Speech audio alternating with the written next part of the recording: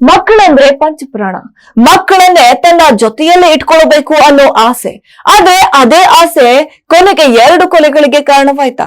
ಚಿಂತಾಮಣಿಯ JJ ಕಾಲೋನಿಯಲ್ಲಿ ನಡೆದ ಈ ಭೀಕರ ಘಟನೆ ಇಡೀ ರಾಜ್ಯವನ್ನೇ ಬೆಚ್ಚಿ ಬೀಳಿಸಿದೆ.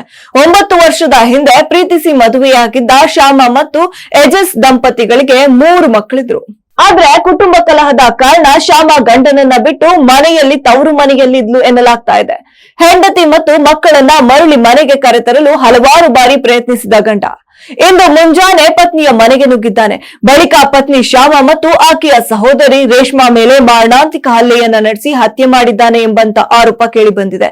ಇನ್ನು ಶಾಕಿಂಗ್ ಅಂದ್ರೆ ಈ ಕೃತ್ಯದ ಬಳಿಕ ತನ್ನ 3 ಮಕ್ಕಳನ್ನ ಜೊತೆಗೆ ಕರೆದುಕೊಂಡು ಹೋಗಿ ಪೊಲೀಸ್ ಠಾಣೆಗೆ ಹೋಗಿ ಶರಣಾಗಿದ್ದಾನೆ. ಸದ್ಯ ಪೊಲೀಸರು ಆರೋಪಿಯನ್ನ ವಶಕ್ಕೆ ಪಡೆದು ವಿಚಾರಣೆಯನ್ನ ನಡೆಸ್ತಾ ಇದ್ದಾರೆ. ಕುಟುಂಬ ಕಲಹವೇ ಈ ಡಬಲ್ ಮರ್ಡರ್ಗೆ ಕಾರಣವಾಯ್ತಾ ಎಂಬ ಬಗ್ಗೆ ತನಿಖೆಯನ್ನ ಕೂಡ ಮುಂದುವರೆಸಿದ್ದಾರೆ.